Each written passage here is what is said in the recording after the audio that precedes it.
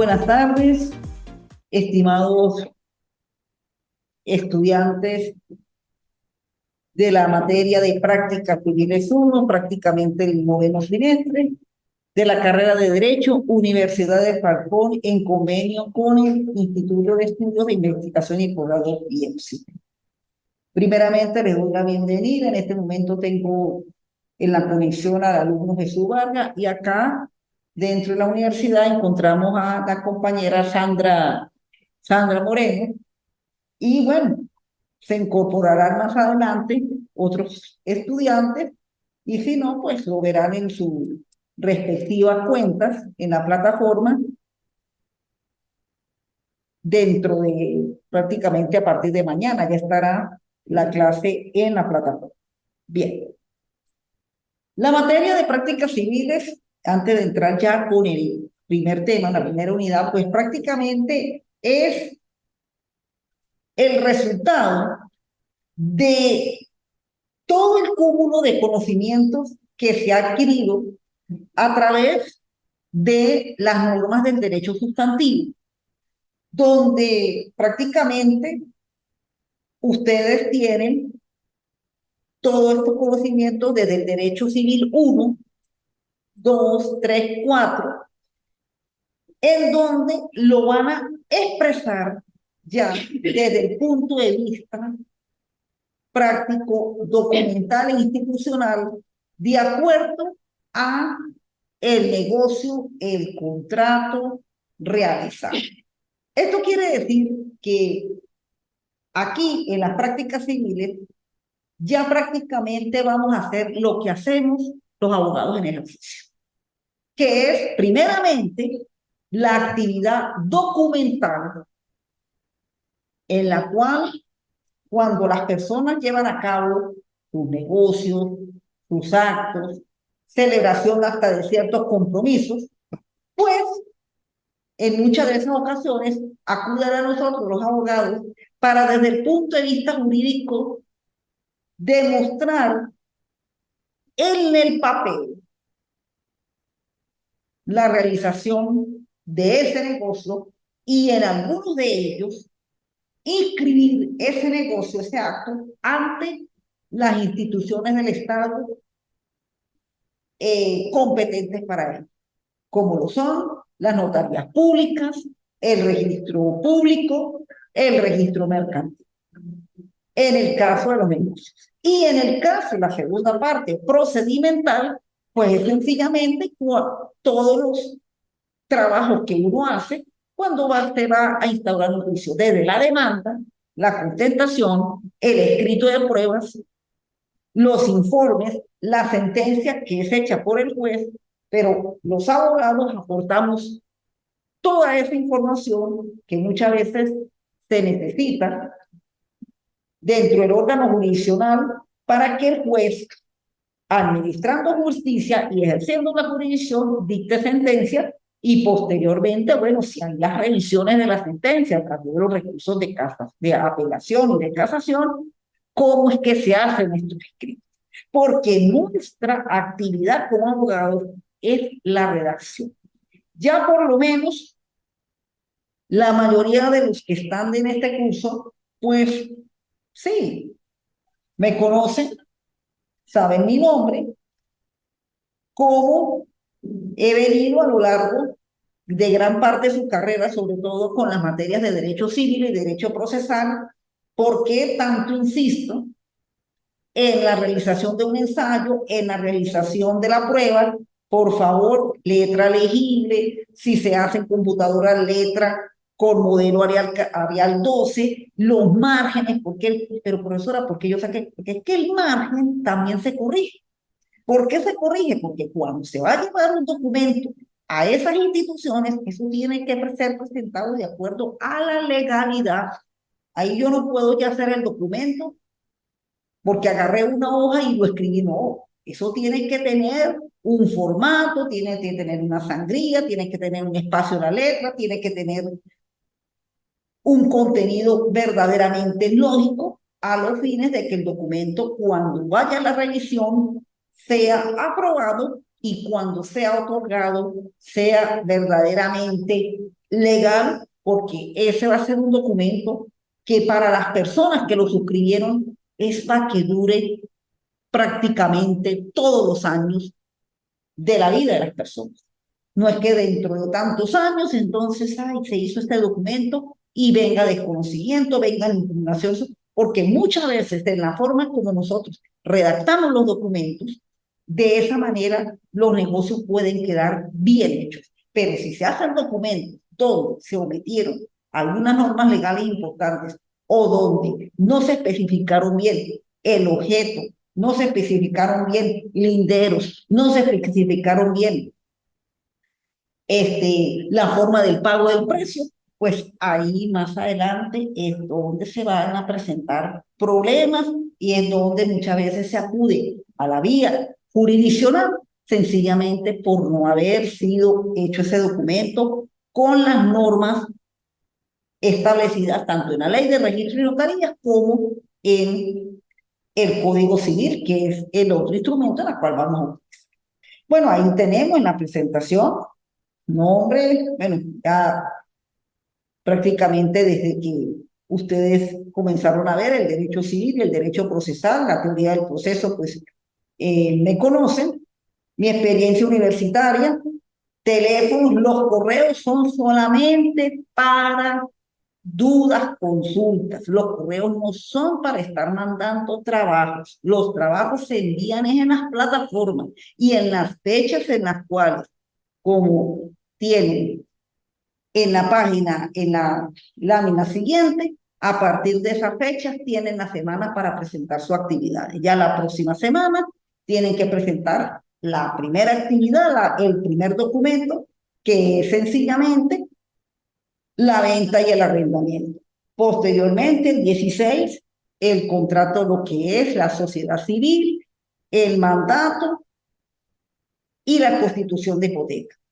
Vamos a ver luego, el 6 de noviembre, comenzamos con la actividad procedimental y por último, el 27 de noviembre serán los últimos documentos que se instauran dentro de este, la parte procedimental.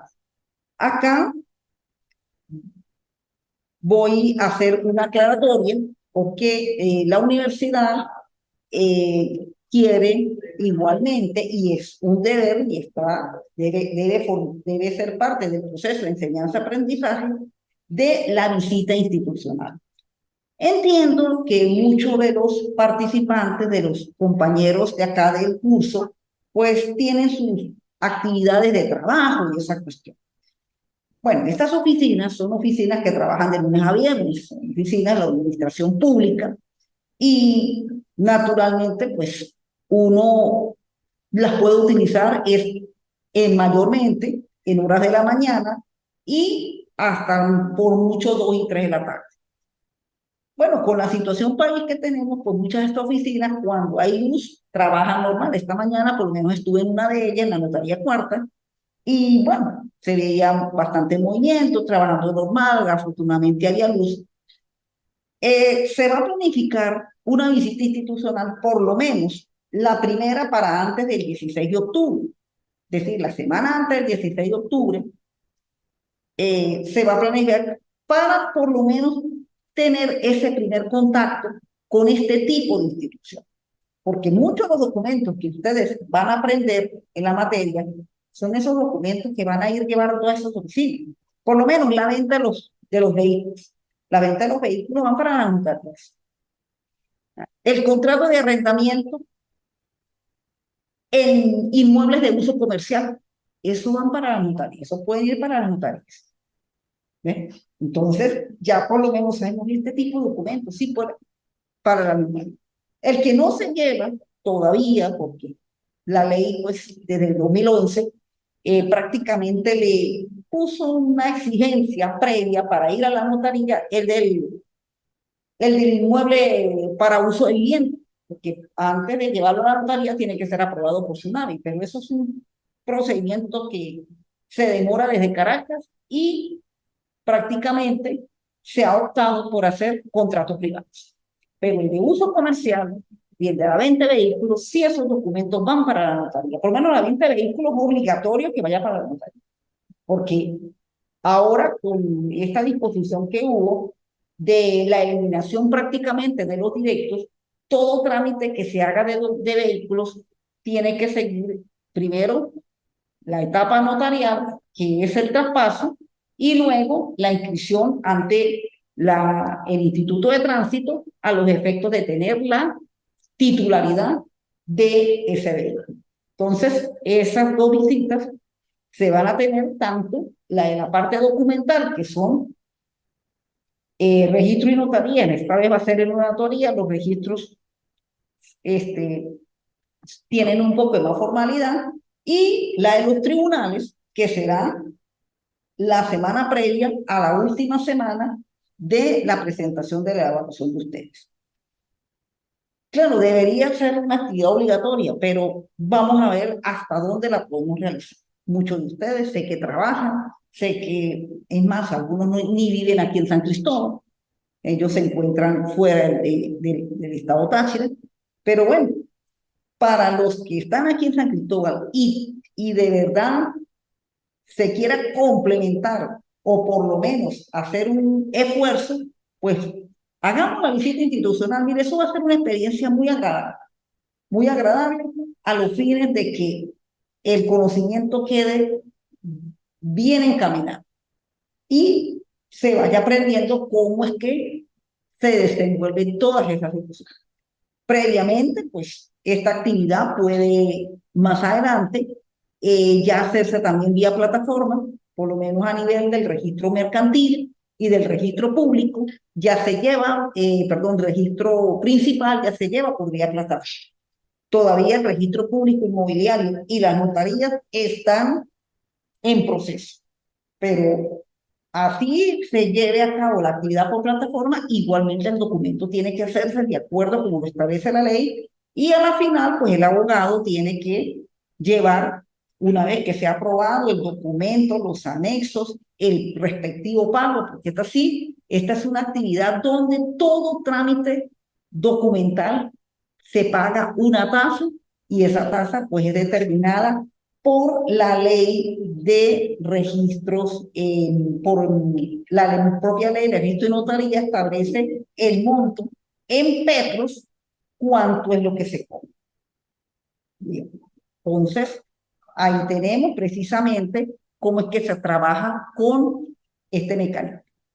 La unidad didáctica número 1 se va a tener dos momentos de encuentro sincrónico. Hoy comenzamos lo que es la introducción de cómo se lleva a cabo la redacción documental y se tocarán los primeros documentos que ustedes van a hacer, que son el contrato de venta y el contrato de arrendamiento. Dentro del contrato de venta, esto sí permiten el alquiler de vehículos o ser una zona turística y eso. Un tiempo lo hubo aquí en San Cristóbal, pero eso es muy poco lo que hay del alquiler de vehículos. En cambio, el alquiler de bienes no le sigue. Eso todavía es normal que la situación de los inmuebles haya decaído. Bueno, esta situación pues ha hecho que no solamente a nivel de venta, a nivel de préstamos, a nivel de arrendamiento, a nivel, es decir, casi el mercado inmobiliario a nivel de todo. Entonces, ahí tenemos donde precisamente esta actividad, pues, de la redacción tanto de compraventa como de arrendamiento, pues sigue unas pautas, unas normas de acuerdo con lo establecido. Primero, en cuanto al contenido de la venta, pues lo establecido en el Código Civil. Ya por lo menos ustedes, al estudiar el contrato de venta, conocen partes, objeto, deberes del uno, deberes del otro y la aceptación. Entonces, cuando se hace precisamente el contrato, primero, desde el punto de vista de la forma, pues eso es lo que hay que seguir de acuerdo con las disposiciones de la ley de registros y notarías y la institución donde se lleva a cabo la protocolización de estos documentos, pues son los registros públicos para los inmuebles y para las ventas y las notarías mayormente actividades de autenticación en algunas ventas, sobre todo de bienes muebles, como el traspaso de vehículos, y en los arrendamientos, tanto muebles como tanto en los arrendamientos de inmuebles.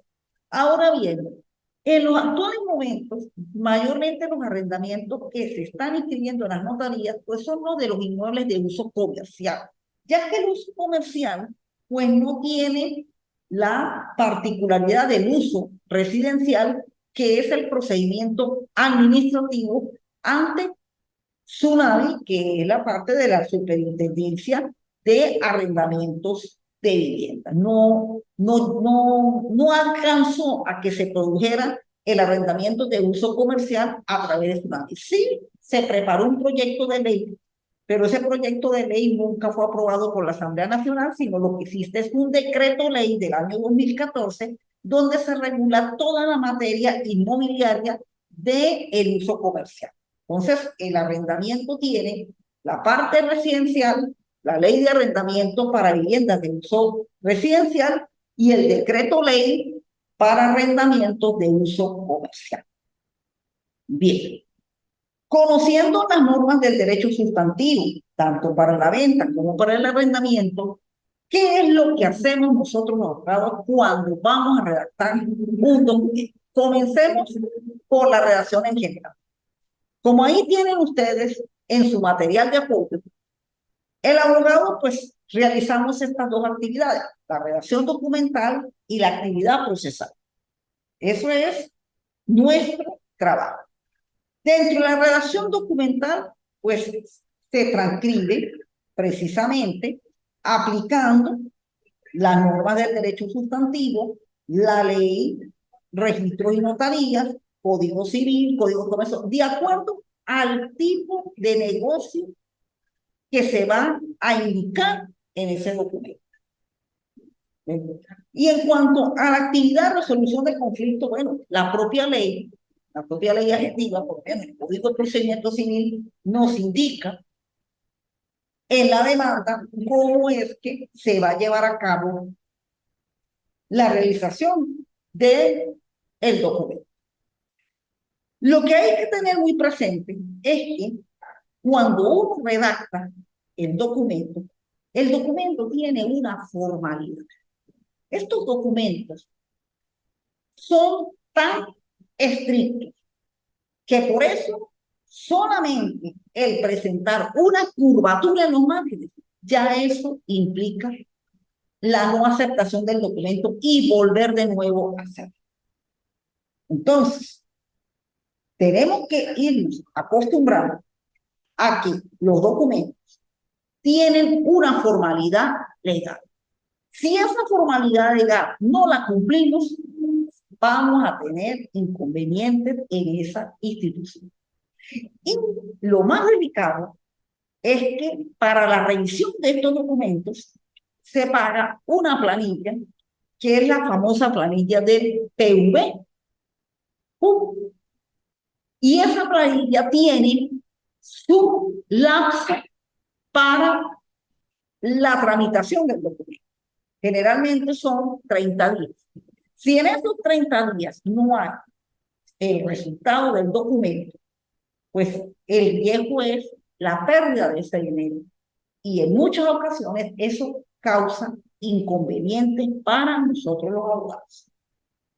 Por eso es que esta parte se tiene que aprender muy bien, porque a veces pareciera algo muy sencillo. Sí, en la práctica, pues ustedes tienen los modelos y esos modelos son los que les van a servir para realizar ustedes su actividad.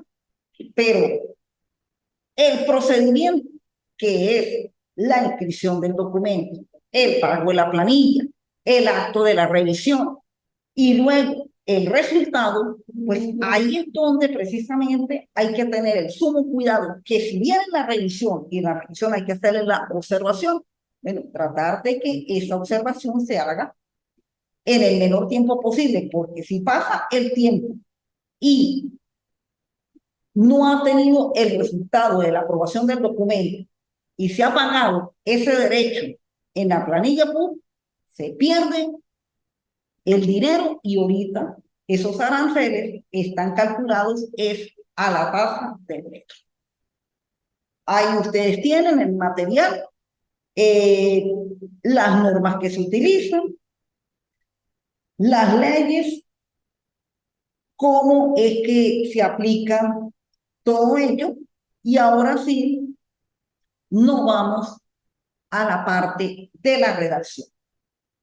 En cuanto a la parte de la redacción, aquí tenemos que entender que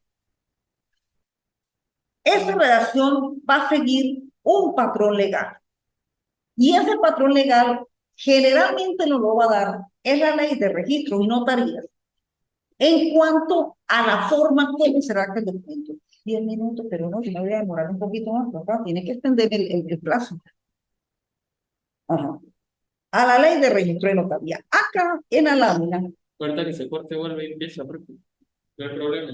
No hay problema, bueno. Sí, no, lo que pasa es que no puedes extenderlo sin que termine el carrera. Bueno, voy a tratar a ver qué. Sí. No, cuando se corte, pero ahí sí tiene que... Ah, bueno, sí, porque ya van con los minutos. En la ley de registro de notaría. Entonces, en la ley de registro de notaría, además de indicar cuáles son los documentos que van para el registro mercantil, para el registro público, para las notarías, ¿sí?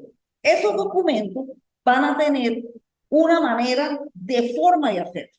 La forma significa cómo se van a escribir, cómo se van a identificar las partes, el tipo de margen que utiliza la hoja, porque la hoja de papel es muy similar al papel sellado. Anteriormente, y antes de la reforma constitucional de 1999, los documentos se redactaban en el llamado papel sellado, que primeramente fue un papel nacional. En toda la República se utilizaba el mismo papel. A partir del año 1994, los estados comenzaron a obtener su propio papel sellado. El estado Táchira, su propio papel, el estado Mérida, el estado Barinas, el estado... Con la reforma de la Constitución y dada la gratuidad de todo lo que se refiere con aranceles, pues cambia el papel sellado al papel común. Pero el papel común es un papel tipo oficio. Acá los documentos no se pueden hacer en tipo carta, sino es en tipo oficio, porque ellos precisamente tienen que estar en los libros. Y los libros mayormente se manejan es en tipo oficio. Eso en cuanto al papel. Vamos en cuanto a la identificación. Tenemos acá en el material de apoyo que todo documento se identifica partiendo con las partes. Porque, ¿qué es lo que va a ir ahí en el documento? En el documento va a ir un negocio, una institución jurídica que celebraron dos personas o un grupo de personas. ¿Y de dónde sale ese negocio, esa institución? Sale de las normas del derecho sustantivo. Por eso es que ya a estas alturas ustedes tienen que estar claros con todas las normas de derecho sustantivo, con los contratos, con las figuras que se han dado allí. En el caso, por lo menos, aunque no lo he tocado, en el caso del derecho mercantil, las sociedades mercantiles, esos son varios que van a constituir una sociedad, pues su identificación igualmente va a ser similar a cómo hacemos en los documentos de la parte civil.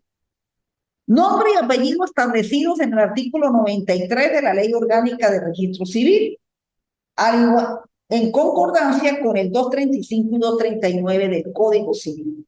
El nombre patronímico y el nombre epígrafe. Entonces, aquí tenemos que recordar cuando vimos el derecho civil personas, de que cuando identificamos a la persona la tenemos que identificar completa. Su nombre patronímico y su nombre epígrafe. ¿Dónde se encuentra la identificación? Ahí estoy indicando las normas de la ley del registro civil, las normas del Código Civil, donde se indica la persona. Los negocios, los actos, las personas tienen que tener capacidad para hacerlo. Por eso es que cuando uno trabaja con las personas, ellas todas son mayores de edad. ¿Ven? Entonces, nombre de la parte, fulano de tal. La nacionalidad, mayor de edad, porque la capacidad hay que indicar. Si es un menor de edad y no tiene su representante, ese negocio es susceptible de anulación. Y como les dije al inicio, los documentos tienen que hacerse con el fin de no generar problemas a futuro. Porque si no, entonces el abogado las cosas no hizo. Porque ese documento y por la ley de registro y notaría tiene que ser firmado y sellado por abogado. Muy claro lo dice el artículo 3 de la ley de registro y notaría. La capacidad, ¿dónde encontramos la capacidad? En el Código Civil. El Estado Civil es determinado por las actas de Estado Civil de acuerdo con la Ley Orgánica de Registro Civil y el Código Civil. En especial, en lo establecido en el matrimonio 141 y siguiente. ¿Por qué? Porque cuando se hacen documentos, por lo menos en el caso de la venta, y el vendedor es casado, hay que remitirse a la norma del Código Civil con respecto a la administración de la comunidad conyugal. Y en la comunidad conyugal, todo acto de venta, de gravamen, de disposición de bienes, tiene que ser aceptado por el otro cónyuge. Si no es aceptado, la venta puede ser susceptible de anulación. El domicilio, hay que indicar dónde viven las personas. Nos tenemos que remitir a las normas del Código Civil cuando se estudió el tema del domicilio. ¿Debido a qué? Debido a que el domicilio es ese lugar, primero, el asiento de su negocio de intereses, y también va a ser muy determinante a los efectos de, en una eventual acción judicial, por dónde es que se tiene que actuar. Y el mismo documento donde se hizo el negocio no va a estar y no va a indicar todo ello. Por eso el domicilio, y va a salir también en que el domicilio nos va a indicar cuál es la oficina registral o notarial competente para hacer ello. En el caso de los bienes inmuebles, la protocolización, el documento se inscribe es en el domicilio donde se encuentra el bien. El bien está en San Cristóbal, el domicilio es el registro público de la ciudad de San Cristóbal. Y como en esta ciudad hay dos registros públicos a nivel de inmuebles, tenemos que ver en qué parroquia se encuentra. Las parroquias de la Concordia, Pedro María Morantes y Francisco Romero Novo y el municipio de Torres, les corresponde un registro. Las parroquias de San Juan Bautista, San Sebastián, les corresponde el otro registro. El uno se encuentra en la urbanización Mérida, el otro se encuentra acá en la Séptima Avenida. Ahí ¿dónde nos lo va a indicar eso? Nos lo va a indicar es el domicilio. Bueno, descripción del bien, por supuesto, objeto por el cual está contenido en el eje central del documento. Bueno, aquí, ¿quién me va a indicar cómo identifico el bien? Por supuesto, en el caso de la venta, tiene que existir propiedad. ¿Propiedad de quién? Del que vende. El vendedor tiene que ser el propietario, por lo tanto, nos tiene que facilitar su documento cuando adquirió y constatar que lo que está vendiendo consta en el documento. Es más, para más seguridad, muchas veces tiene que mirar el inmueble. Sí, el inmueble tiene esto, tiene esto, tiene esto, tiene esto, porque usted tiene que identificar qué es lo que va a vender. Igualito con el comprador, cuando paga, él tiene que indicar de dónde viene el dinero, bien sea a través de efectivo o a través de un cheque de gerencia. Y ahora que se permite la divisa, pues esa divisa igualmente se tiene que indicar su equivalente en bolívares para el momento en que se hizo el negocio. Bien, la obligación de las partes, bueno, dentro de la misma redacción se tiene que indicar qué va a ser el uno, qué va a ser el otro, si el uno entrega el bien, el otro el pago del precio, en el caso de la venta, en el caso del arrendamiento, bueno, se determinan las condiciones, cuando se pagan los cánones de arrendamiento, si el inmueble se encuentra en buen estado, en condiciones de habitabilidad, los deberes que tiene el arrendador, los deberes del arrendatario, generalmente lo que es, que si el pago de servicios, que es el mantenimiento del inmueble, etc. Pero se tiene ahí que indicar lo que va a ser el uno y lo que va a ser el otro. Y ahora los requisitos, más que todo, ¿cómo es que va estructurado? Bueno, papel oficio, generalmente la letra se recomienda que sea tipo Arial 12, porque ya los documentos a mano, pues eso casi ni se hace. No, y ahora cuando ya en las notarías y en los registros inmobiliarios esté la plataforma, pues todo es con formato PDF. Formato PDF. Los márgenes tienen una medida en la cual, al entrar en vigencia la ley y a raíz de la reforma constitucional, bueno, el papel pasó a ser, tiene una medida, y aquí le estoy indicando la medida. Por la cara y frente tienen la medida 4.9 centímetros, por la parte superior 2.8 centímetros, el lado izquierdo 3 centímetros, el lado derecho puede optar entre 1.5 a 1 centímetro. Nos vamos a la cara de atrás, porque el documento, usted no es que lo va a utilizar el papel una sola cara, no, usted que utiliza la cara del frente y la cara posterior. Así es como se redacta el documento. Entonces, en la parte posterior también tiene su medida. 1.5, 1.9, 2.8 el superior, 1.5 el lado izquierdo, 3 el lado derecho. Generalmente, en la computadora, pues existe en el formato exacto 24 puntos el espacio entre línea y línea. La letra Arial 12, los márgenes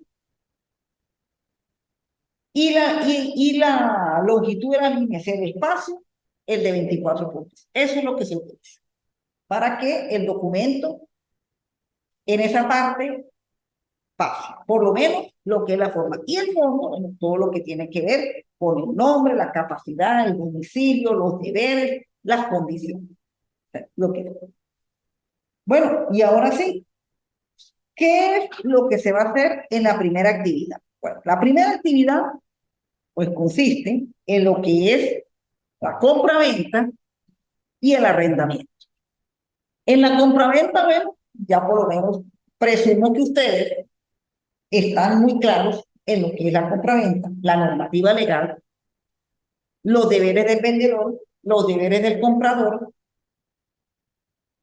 y el asunto del consentimiento y la aceptación. ¿Cómo es que se hace este documento? Este documento, lo importante de él son dos cosas. Al identificar las partes, primero el vendedor se identifica, manifiesta su voluntad, su consentimiento de dar en venta el bien que precisamente tiene que ser bien propiedad de la persona y identifica el bien. ¿Qué es lo que se identifica el bien? En el bien se deben identificar dos aspectos muy importantes. Primero, la estructura de sus ambientes y segundo, los linderos donde está comprendido. Esto corresponde al punto de la venta o la normativa de la venta que tiene que ver con la cabida. Eso tiene que ser muy exacto a los fines de no generar situaciones de inconformidad con los líderes. Por eso es que ahora las oficinas de registro público piden la llamada certificación catastral. ¿Por qué? Porque la certificación catastral ya por lo menos la alcaldía tiene ubicado desde el punto de vista hasta aéreo donde se encuentra el bien y su ubicación, perímetro y linderos. Ese documento, porque hay que tenerlo previo, y es uno de los documentos que uno pide cuando se redacta la venta, porque por ahí tenemos que guiarnos nosotros con los linderos. A veces, cuando las ventas son de documentos muy añados, vamos a suponer 3, 4 décadas atrás, no de principio ya decirlo, porque ya esas personas pues ya han traspasado, o por lo menos han traspasado sus herederos. Pero sí ventas de hace 50 hasta 60 años, sí hay que actualizar esa certificación catastral, porque cuando se hacían esos documentos, generalmente, pues muchos de esos dueños o muchas de esas colindancias ya no existen. A lo mejor en ese momento existía una cerca, ahora no existe una cerca, ahora existe una pared. ¿Eh? Entonces, en eso, generalmente, la claridad no la va a dar la certificación catastral y el revisor precisamente se va a guiar mucho es por la certificación catastral en cuanto a la superficie y en cuanto a los intereses. Esos son los dos aspectos que más se debe destacar en el documento comparado. La identificación del ambiente y la identificación de los intereses. Y otro de los puntos es la adquisición del bien. Ahí se tienen que indicar uno de los deberes del vendedor y en la cual corresponde con el saneamiento es la identificación del bien. Cuando ese bien se encuentra identificado, cuando fue adquirido, usted prácticamente está llevando, ejerciendo lo que es, además de saneamiento, la tradición de ley. La tradición de ley. Esas dos obligaciones que se estudian en la compraventa, el saneamiento y la tradición, lo va a enfocar en el documento, un lado con su forma de adquisición y el otro, pues cuando al final manifiesta la promesa o el consentimiento de la realización de la ley. Esa identificación, ¿dónde la vamos a conseguir? En el documento de adquisición del bien.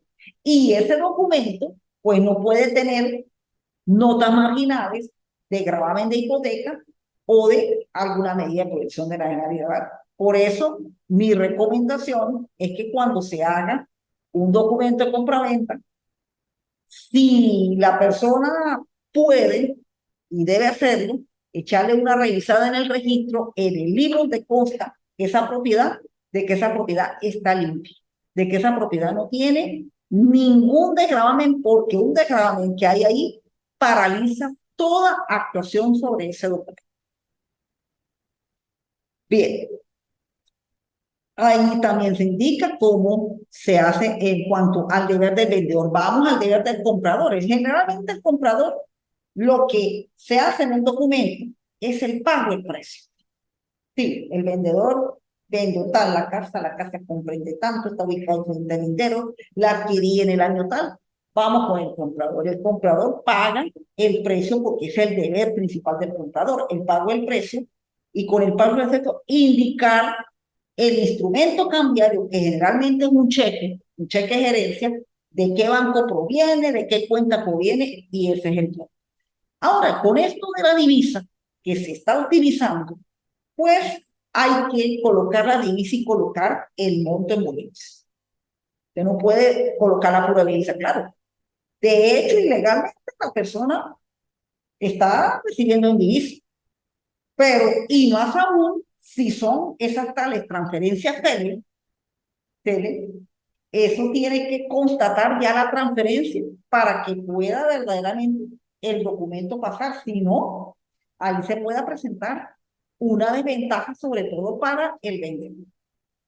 Yo por lo menos mi recomendación sería que si lo hacen en divisa, bueno, traten de hacerlo en efectivo y no ponerse con esas transferencias porque a veces echan muchas personas cuentos en los registros de que a veces se presentan bloqueos.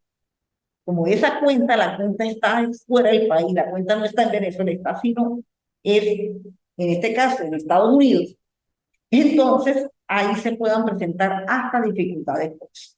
Y eso causa mayormente demora muchas veces en la protocolización y el peligro es la pérdida de la planilla pública.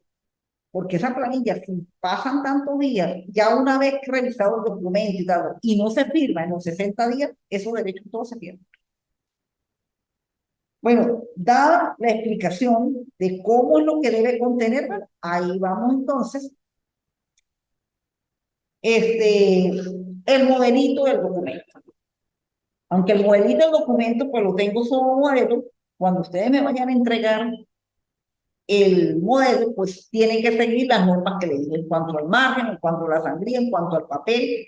Entonces, digamos, el modelito, nombre del vendedor, la identificación, el domicilio, la capacidad. Este caso, pues es soltero. Bueno, si hay soltero, pues no hay problema, porque soltero no tiene que pedir el consentimiento. Si está casado, sí tiene que aparecer el consentimiento del otro. Entonces, los puntos elementales, porque allí es donde precisamente consta el negocio haciéndolo con la otra persona.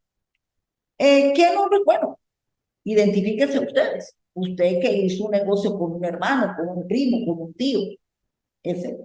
Hay algunos que, bueno, sí, o por lo menos un familiar suyo y usted le hizo el documento y se colocan el abogado fulano de tal, el INPE, dejan ahí porque ya por lo menos ustedes llegarán a los números 400.000 y tanto por ahí, que es la nomenclatura que han en este momento. Y es importante porque uno una vez que se inscribe en el INPE abogado, uno tiene que estar inscrito en el SAREN para poder tramitar con los documentos. Si no está inscrito en el SAREN, no puede firmar, hay que luchar que eso se logre, porque eso sí, uno tiene que estar inscrito en el SAREN para trabajar con la parte, sobre todo, de documentos. Estamos en el caso del bien mueble, que mayormente pues es el traspaso de vehículos. Y con el bien mueble pues se hace lo mismo, igualito. Entonces la identificación, ¿cómo se va a dar? Es con el certificado de vehículo y el correspondiente revisado, que eso sí no puede fallar en la notaría. Ese trámite del documento bien mueble de vehículo es uno de los que más se adapta. De verdad que ahí se tiene menos problemas, no hay tanta complicación. Llevando su certificado de vehículo y llevando su revisado, el bien está prácticamente, eso pasa en la primera revisión. Igualito, el pago del precio, pues hacerlo igualmente, con cheques, sobre todo, con carros de última generación, por lo menos los carros con matrícula venezolana. Yo por lo menos pienso que habría que ver en cómo quedan estos dos países con respecto a un carro que venga de Colombia, pues si se va a vender, se tramitará por Cúcuta. Eso el carro no lo podemos aquí tramitar por Venezuela, teniendo todavía la normativa que tenemos, a menos que haya un acuerdo de los dos países, se crea una normativa y se pueda permitir la negociación por lo menos de vehículos que se encuentren en otra parte del estado, porque si en el estado Táchira no sería porque queda cerca a Cúcuta, pero por lo menos en personas que están en el centro del país, porque también parece que el propósito es que no solamente los vehículos circulen en los dos estados fronterizos, Norte Santander y el estado Táchira, sino que puedan circular por toda Venezuela. Igualmente el carro venezolano pueda circular por toda Colombia. Entonces, en el bien mueble se hace el mismo procedimiento, se identifica el vendedor, se identifica el comprador, el bien se va a identificar con el certificado de vehículo y ese certificado pues tiene que acompañarse igualmente el mismo revisado que se le hace al inmueble la autoridad de tránsito. Como no, el precio igual cómo va a ser su pago. Generalmente se está utilizando la figura del cheque de gerencia para los bolívares y la parte del efectivo para la divisa. Acá, en el ejemplo que les colocó del bien mueble, sí hay el cónyuge, porque en el anterior soltero y el vendedor casado. Casado, el cónyuge pues tiene que firmar aceptando la venta. En los actuales momentos, sobre todo desde que se creó la ley del SAREN, aproximadamente eso fue hace 20 años, y con el nuevo sistema, desde que creó la ley de registro de notaría hace 20 años, y con el SAREN, que surge precisamente a través de la revisión de esta ley, pues se ha podido controlar un poco mejor el estado civil de las partes que negocian en este tipo de instituciones. Porque previo a la revisión se revisa la persona, se mete en el sistema y se identifica si es soltero o si es casado por la cuestión de la conexión que hay entre el SAINE y el SARE, para los efectos de no presentar estos fraudes que generalmente pues sucedía mucho con los bienes y sobre todo con el caso de la mujer, más que todo. Pero, pues, como el hombre era el mayormente que tenía a nombre los bienes, pues a veces la pobre mujer ignorante no se daba cuenta y cuando se daba cuenta ya no tenía ni siquiera casa. Esto se ha venido controlando, eso sí fue un gran avance que ha habido con el SAREN y debe ser así porque el ser humano hay que protegerle que no sea víctima de un desalojo, a veces hasta en forma injusta y más que todo, si recibe un ingreso por la venta ese bien, ese ingreso pues tiene que ser igualmente mitad y mitad. Bien. Y ahora con respecto al contrato de arrendamiento, que son los 3 documentos que ustedes van a realizar, que aquí ya este contratico, el que hagan, tengan, porque ese va a ser a lo mejor el primer modelo que ustedes van a tener cuando ya hagan un contrato de arrendamiento. Bueno, ya la figura del arrendamiento, pues es otro de los contratos de los negocios jurídicos que están en el Código Civil. Acá en el arrendamiento, lo que sucede es que el bien, pues, es usado para goce y disfrute. Y en el arrendamiento, lo que se persigue, bueno, por un tiempo, porque eso se lleva por un tiempo, una determinada persona pues pueda tener una estabilidad de un techo hasta que el tiempo vence. Los elementos aquí esenciales del contrato de arrendamiento pues son el bien, el tiempo y el gasto. Porque si no hay tiempo, está indeterminado, pero el problema del indeterminado es que el procedimiento para el desalojo es muy diferente cuando el tiempo es determinado. ¿Sí? Y genera inseguridad jurídica también. La ley de arrendamientos de uso residencial sí tiene establecido el tiempo de este tipo de contrato. Por lo menos para las viviendas, lo mínimo es un año que se permite el contrato. Porque había una práctica, sobre todo antes de promulgarse esta ley del 2011, de que ya los contratos de arrendamiento se estaban haciendo por 6 meses. Y 6 meses para una familia estar en una vivienda, pues era bastante incómodo, sobre todo a los efectos después de buscar otra vivienda. Se estableció mínimo un año. El canon de arrendamiento generalmente pues lo determina la autoridad administrativa, pero pienso que en los actuales tiempos pues prácticamente ya la autoridad administrativa es imposible que determine cánones de arrendamiento, porque por eso fue una de las razones que por un tiempo se impidió mucho alquilar. O sea, no era que no se prohibía alquilar, el alquiler siempre ha sido permitido, Pero en la materia de arrendamiento, pues a raíz de esta ley del 2011, el Estado ha tenido mucha intervención en cuanto a los cánones de arrendamiento, en cuanto a los desalojos, y naturalmente para muchas personas el canon de arrendamiento es casi que su medio de vida. O sea, comen de un canon de arrendamiento. Hay personas que verdaderamente tienen un espacio para alquilar, lo alquilan, y eso es su medio para subsistir. De ahí pagan luz, pagan agua, hacen mercado. Entonces, esa manera en la cual el Estado interviene en la fijación del canon de arrendamiento fue lo que prácticamente hizo que muchas personas no alquilaran. Y por eso es que por un tiempo los alquileres de verdad eran bastante difíciles.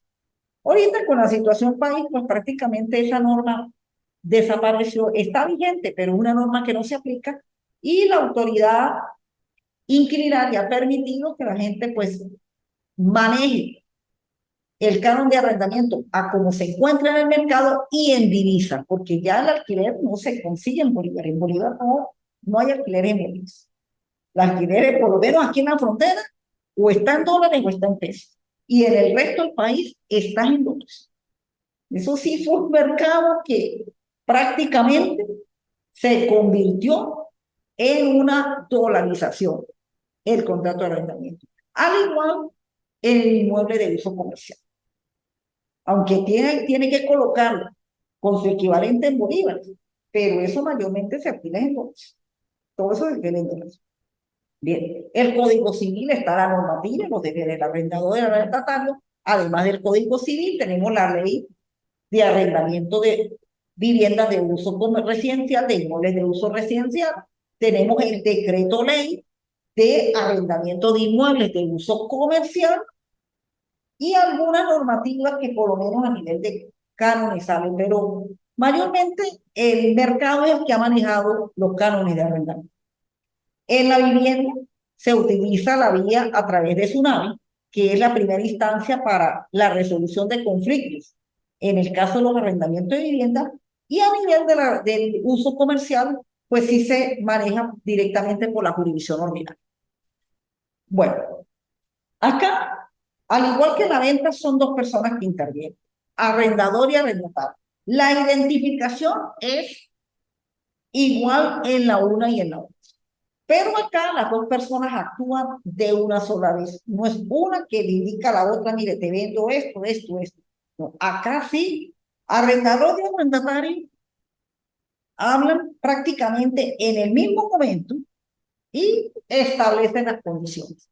Mayormente, ¿cuáles son las condiciones que se establecen en las cláusulas del contrato de arrendamiento? Primero, ¿qué es lo que dan alquiler? Segundo, ¿dónde se encuentra ubicado? Tercero, el tiempo que va a durar, porque ese es uno de los elementos del contrato de arrendamiento, el tiempo. Si nos vamos a la definición del Código Civil, del contrato de arrendamiento, y eso lo mismo lo tiene la ley de arrendamiento de vivienda y la ley de arrendamiento del uso comercial, nos ubicamos por el artículo 1571, 79. En 1579 el Código Civil, donde prácticamente pues tenemos la definición de lo que es el contrato de arrendamiento. El arrendamiento es un contrato por el cual una de las partes contratantes se obliga a hacer gozar a la otra de una cosa mueble o inmueble por cierto tiempo y mediante un precio determinado que ésta se obliga a pagar a aquel. Se obliga a pagar a aquel. ¿Cómo mayormente se llama ese, como lo establece la doctrina, se establece acá? Se obliga a pagar a él. Entonces, acá en el arrendamiento es gozo y disfrute. En el anterior, goce, disfrute y disposición. Aquí es goce y disfrute. Entonces, mayormente, pues, en el contrato de arrendamiento tiene que figurar lo que da el arrendamiento por goce y disfrute, el canon que es el precio que paga por ese tiempo que dura el goce disfrute, y establecer el tiempo por cuánto va a durar la persona en ese goce y disfrute. ¿Okay? Esas son las primeras condiciones que no pueden fallar en contrato de arrendamiento. Y luego tenemos otras condiciones, que en cuanto al pago de los servicios, en cuanto al mantenimiento del inmueble, en el caso por lo menos de inmuebles que se encuentren bajo propiedad horizontal, pues el inquilino igualmente paga lo que es la cuota de condominio, cuotas de estacionamiento, cuotas, es decir, ya sería de acuerdo a cómo se encuentra el inmueble. Donde no hay propiedad horizontal, pues a lo mejor no tiene más gasto y no, es nada más el puro pago de servicio, mantenimiento, por lo menos si de repente tiene algunas condiciones especiales, por lo menos a veces se permite que de vez en cuando el arrendador pues observe cómo el inquilino ha tratado el inmueble, en cuanto por lo menos a algunas reparaciones, si se amerita que las pueda hacer el inquilino o son de exclusividad del arrendador. Reparaciones mayores, reparaciones de tuberías, reparaciones de cuestiones eléctricas, porque lo que son pinturas, lo que es cambio de una cerradura, lo que es cambio de bombillos, pues eso sí le corresponde al inquilino, porque son cuestiones de uso constante y permanente. Pero ya cuestiones mayores, a menos que lo hayan acordado, pero puede ser que lo hagan entre ambos o sea exclusivamente que lo haga uno. Por lo menos mi experiencia profesional, mayormente las reparaciones mayores, pues los mismos dueños las hacen porque ellos pues saben cómo es que está estructurado el inmueble y de repente tienen su personal que lo haga. ¿Eh? Como así por lo menos las administradoras hacen eso, personas que se dedican al trabajo inmobiliario, esa cuestión. Porque no es que el inquilino no lo pueda hacer, pero esa es una persona que va a estar por un tiempo. Y si de repente no queda bien el trabajo, viene otro y el trabajo se le daña, entonces son pérdidas que el inmueble va a tener a lo mejor si hubieran podido evitar. Generalmente en el contrato de arrendamiento se establece una cláusula que es la garantía. La garantía. En la ley de arrendamiento de uso de vivienda prácticamente se estableció la garantía del depósito. En un primer momento, cuando se presentó el primer proyecto de ley, las garantías las iban a eliminar, pero a la larga, bueno, se dejó solamente la de depósito. La de fianza prácticamente ya no se utiliza. Ya no se utiliza en los arrendamientos de vivienda. Y de uso comercial, muy esporádicamente se utiliza el depósito. Esto no quiere decir que si usted hace un contrato de arrendamiento y no coloca la garantía, el contrato es válido. No, la garantía es algo opcional. Opcional. Se coloca por un resguardo que muchas veces debe tener el arrendador para con el desenvolvimiento del bien. Y por lo menos, lo digo por experiencia personal, pero a mí esta vez me tocó que utilizar la garantía de depósito porque hubo entrega de inmuebles antes de vencerse el tiempo estipulado en el contrato de arrendamiento. Entonces, la garantía es opcional, pero la que se permite en este momento y es la indicada es el depósito. Ahora, ¿hasta dónde se cobra el depósito? Son 4 meses de depósito que se cobra. Sin embargo, ¿qué ha pasado con el arrendamiento? El arrendamiento prácticamente la misma situación país ha hasta desinstitucionalizado este contrato. Hay arrendadores que están utilizando hasta 6 y un año de depósito y eso es ilegal. La ley establece máximo 4 meses. Usted puede pedir desde 1 hasta 4 meses. Claro, la necesidad para ir y como no se consiguen hacia la mano, pues les meten 6, uno dicen 6 hasta 8 meses, ¿no? Máximo 4, y eso verdaderamente bien establecido, bien condicionado, porque ya la fianza casi ni se utiliza. Anteriormente se utilizaba la fianza, podía meter fianza o podía meter depósito, pero ahora solamente una y eso es el depósito. Bien.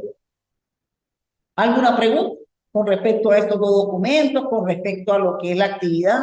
La actividad institucional, toqué una notaría porque es importante, por lo menos para que vayan conociendo estos lugares. Se les participará por vía mensajería de texto de la plataforma, lo más probable la próxima semana. Próxima semana yo les estoy participando menos antes del 16 de octubre, cuando va a ser esa actividad que es donde se llevan a cabo todos estos documentos. En el siguiente encuentro sincrónico, pues terminamos con los documentos que faltan, como lo es el mandato, como lo es la sociedad y la constitución de hipotecas, que son documentos que se trabaja bastante. Claro, hay otra serie de documentos, pero estos son los que más se utilizan. Y por lo menos a nivel del contrato de sociedad, aunque es de la sociedad civil, sin embargo, la propia ley del Código Civil permite que este contrato pues se pueda hacer en forma como se hace en las sociedades mercantiles. Que a la hora de la verdad, la sociedad mercantil pues es muy similar a cómo se hace la sociedad civil. Es muy similar. Bueno, el participante, no sé, el señor Jesús, si hay alguna pregunta, veo que por los momentos ha estado claro. Es bueno que si hay la posibilidad de asistir a la actividad institucional, pues le saquen su provecho a eso, sobre todo por la manera como se ve el trabajo. Claro, esa actividad también desde el punto de vista del dinamismo ha bajado un poco. Pero bueno, eso es el deber ser y cuando tengan una actividad de esa, sea un documento de traspaso de vehículos, sea una venta de un inmueble o hasta un contrato de arrendamiento, más que todo a nivel de locales, de comerciales y eso, se utiliza este tipo de actuación. Y con los inmuebles no es que no se utilice, no, también los contratos de inmuebles se puede, uso residencial se puede notariar. Lo que necesita es una previa autorización de SUNAVI y eso SUNAVI es una institución demasiado grande. Bueno, la señora, muchas gracias por haber asistido, igualmente al participante que estuvo presente. Bueno, muy buenas tardes y nos veremos en el segundo encuentro. Hasta luego.